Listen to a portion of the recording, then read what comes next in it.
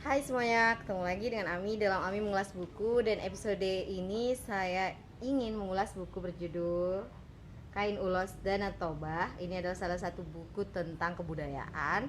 Seperti apa ulasannya? Saksikan terus ya.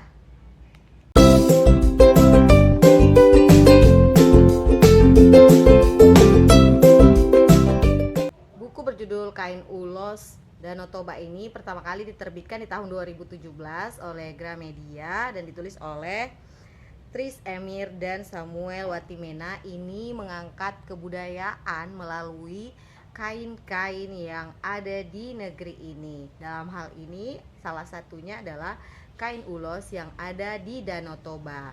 Buku ini menjelaskan tentang bagaimana proses pembuatan, makna, hingga kemudian transformasi yang dilakukan serta berbagai permasalahan dan solusi yang ditawarkan oleh penulis. Buku ini dimulai dari kata pembuka, salah satunya dari Hermawan Kertajaya sebagai founder dan chairman Marketplace.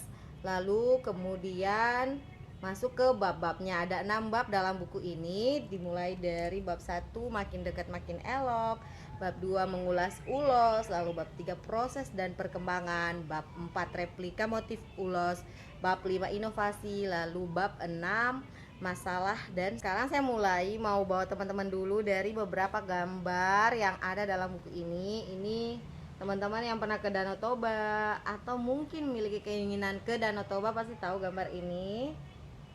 Ya, ini adalah Danau Toba ya kan. Nah, di dalamnya itu ada seperti ini. Selanjutnya gambaran orang-orang yang menggunakan kain ulos.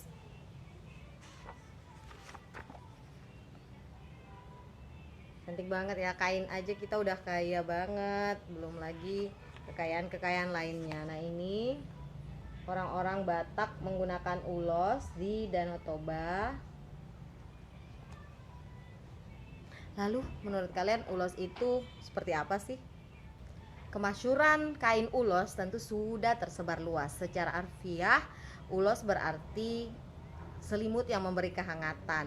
Nah, sebelum masuknya kebudayaan barat, ulos menjadi pakaian sehari-hari di Danau Toba ini atau bagi masyarakat Batak. Menurut kepercayaan leluhur ada 3 sumber panas, yaitu matahari, api, dan ulos. Dan ulos adalah yang paling memberikan kenyamanan. Dahulu kala nenek moyang Batak, suku Batak memakai tenun ini untuk berbagai kegiatan karena kondisi juga pegunungan di sana ya. Jadi memakai kain ulos ini adalah memberikan kenyamanan. Masyarakat pun membuat kain ulos dengan sepenuh hati, berbagai rapalan doa ketika sang penenun membuat ulos ini. Dan ulos memang sudah melekat di suku Batak sejak dalam kandungan hingga saat kembali. Nah, jenis-jenis ulos ini banyak banget disebutkan di sini. Oh ya, ini gambar proses membuatnya yang dibuat biasanya di ruangan ukuran 7 kali 10 meter. Ini jenis ulos ragi hotang namanya.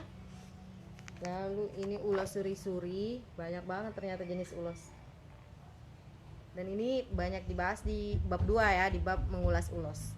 Seiring dengan perkembangan zaman, munculnya kemudian mesin-mesin menjadi tantangan tersendiri tentunya bagi para penenun kain ulos. Bahkan para penenun sendiri itu tidak ingin anaknya menjadi penenun karena kondisi ekonomi yang mencekik mereka. Sehingga sih dibahasakan bahwa tidak semua penenun kain ulos saat ini mau mengajarkan motif-motif kepada anak-anaknya karena tidak ingin anaknya menjadi penenun.